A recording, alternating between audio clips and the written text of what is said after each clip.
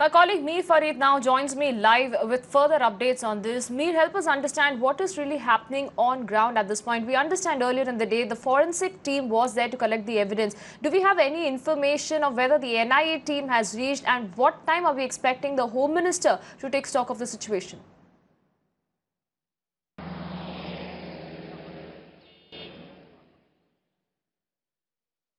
Well, NIA team is yet to arrive as far as the spot of this attack is concerned, but since morning there has been a very hectic activity as far as top officers of various security agencies who have visited the spot. Even the advisor to the governor, K. Vijay Kumar, was here.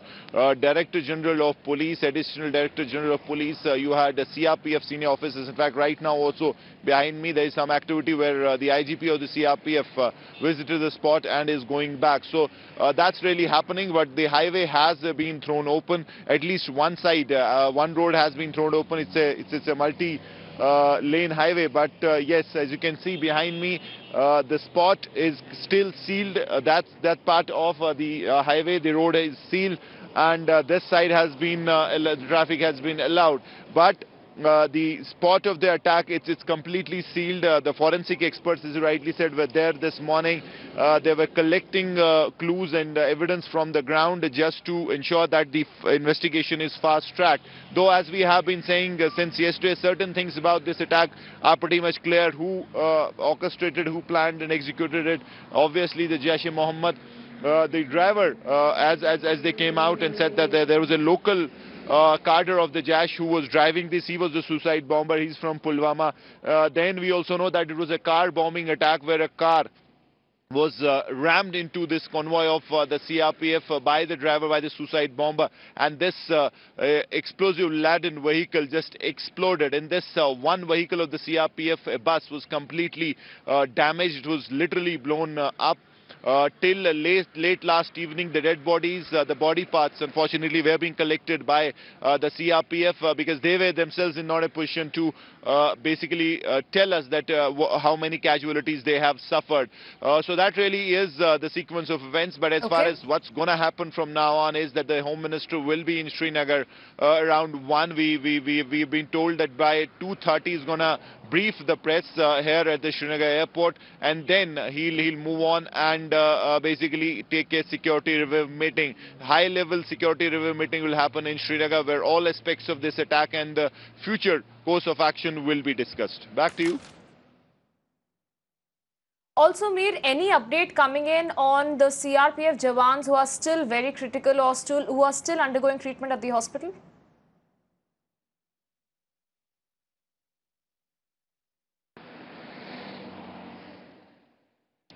Well, they are, some of them are critical, there is no doubt about it. They are at the army hospital, most of them.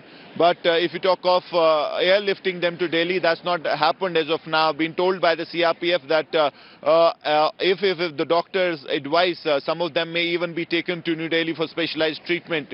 What we also getting to know is that the situation of some of them still continues to be very, very critical. So that really is the latest as far as the injuries are concerned. There were many injuries in this blast, though as far as this massive and deadly explosion is concerned, we've seen maximum number of casualties. We have seen such attacks in the past, but this is deadly considering the amount of the number of casualties it has done as far as CRPF is concerned. 37 is something that the CRPF is telling us, though unofficially you speak to the police, they say that the casualties could be around 44. But we'll stick with what the CRPF has given us as far as the casualty count is concerned. But yes, the injured Jawans are under treatment at the army hospital, and there, as I said, the status or the state of some of them is still critical as I speak to you.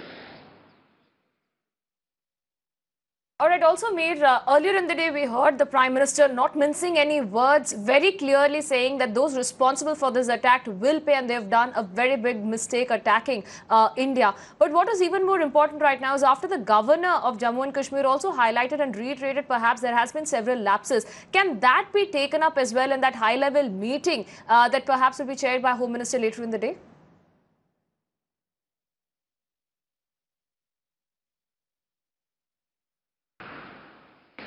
Yes, that's right. There have been lapses. There is no doubt about it. Lapses as far as intel generation is concerned, lapses as far as SOPs that are followed as far as highway movement is concerned are concerned. So there has been laxity at several levels, and that will be pinpointed. The focus right now is to ensure that these issues are pinpointed and some measures are taken to ensure that this does not happen up again. Now, why we calling it as intelligence input is that this is a massive attack. Now, usually there is a very robust, strong intelligence grid, and they work in close coordination with the field formations of the security agencies, and we've seen that many such attacks in the past have been thwarted by timely intel inputs and then action on the ground. In this case, while we've been told that yes, there was an intel input, but it was kind of vague. It was not very clear whether it would have been a car bomb blast. That was something that was negated long time back. That they did not expect a car bombing type of an attack. Yes, a Fidai attack was something that was anticipated, and for that all the army, police, CRPF, all the field formations of the security agencies were alerted and they had taken steps.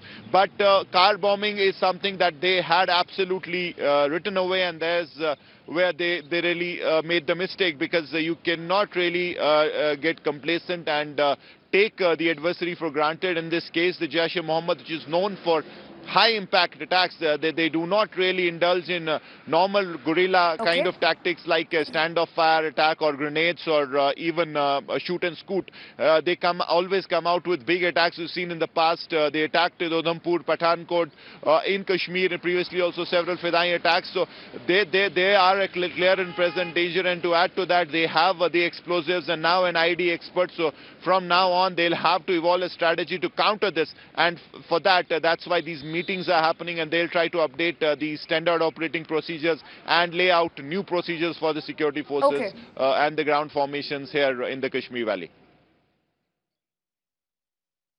All right, we'll leave it there, Mir. Many thanks for joining us and getting us those details. We'll, of course, come back to you to understand the latest update that is taking place on ground, as we expect the Home Minister, Rajnath Singh, to reach Kashmir and take stock of the situation. He would be briefing the media at 2:30 p.m. Later in the day.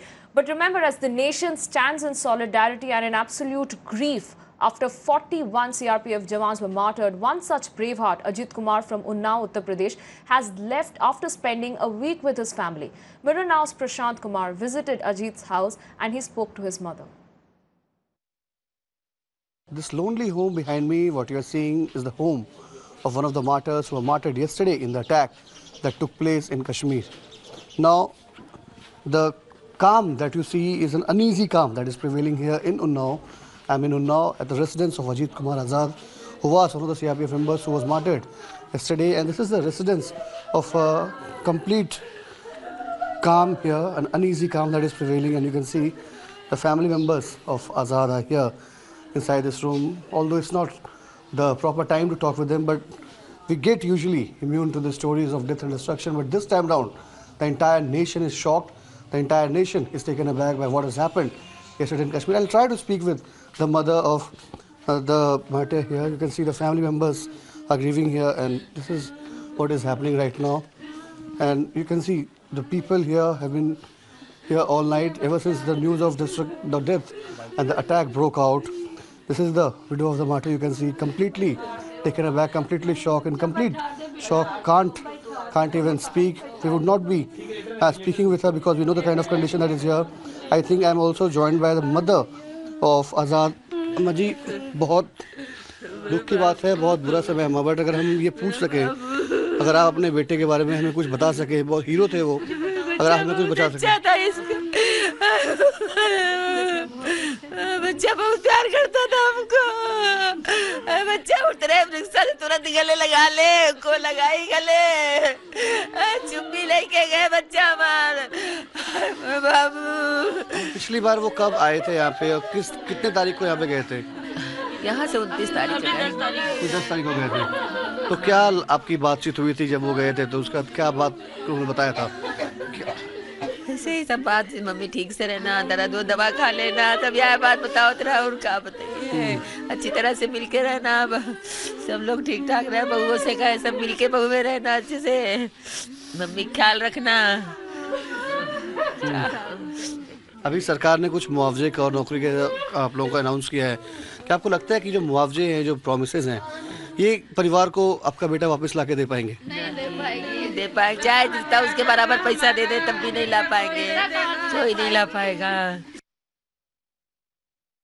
Another such martyr, Vasant Kumar from Wayanad, Kerala, had served in the army for 18 years and had only 1.5 years of service left.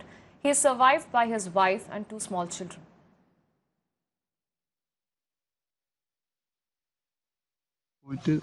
ഒരാഴ്ച ആയിട്ടുള്ളൂ. 10 ദിവസത്തെ ലീവിന് വന്നിട്ട് അങ്ങനെ പോയതാണ്. മക്കളെയും പിള്ളേരെ കണ്ടിട്ട് പോയെന്ന്. 18 വർഷം സർവീസ് കഴിഞ്ഞു, 1.5 വർഷം കൂടി ഉള്ളൂ എന്നാണ് പറയുന്നത്. 12 മണിക്ക് ശേഷം കിട്ടിയ ഒരു ബറ്റാലിയൻ ഉണ്ട് ഇവിടെ തൃക്കപ്പറ്റ. മൂപ്പര് കോണ്ടാക്ട് ചെയ്ത് അവരെ കുടുംബക്കാർക്ക് അറിയിച്ച് അങ്ങനെ അറിഞ്ഞതേ ഉള്ളൂ. മറ്റു കാര്യങ്ങളൊന്നും ഇതുവരെ പറയുന്നു ആരും വന്നിട്ടുമില്ല, ഒന്നും ചെയ്തിട്ടുമില്ല. അച്ഛനിപ്പോൾ 1 വർഷമായിട്ടില്ല മരിച്ചിട്ട്. പിന്നെ അമ്മയും പിന്നെ മൂപ്പരെ വൈഫും 2 പിള്ളേരും മാത്രമേ ഉള്ളൂ. ചെറിയ പിള്ളേരുമാണ്. Bablu Santara hailed from West Bengal and is survived by his wife, 1 daughter and his mother.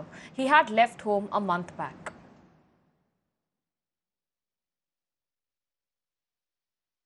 बहुत कष्ट हो रहा है सुन के, सारा रात हम लोग जगे हुए हैं और उसका दरवाजा पर बहुत आदमी खड़ा था, हम लोग भी सब गए थे, सब रो। घर में कौन कौन है? उसका मम्मी है और बहू है, उसका एक लड़की है, भाई है, भाई का बहू है। बहुत अच्छा लड़का था, 1.5 महीना हो गया गए। हम लोग को रोडे पर घर है, सामने में घर जाता आता है, हम लोग से मुलाकात होता था।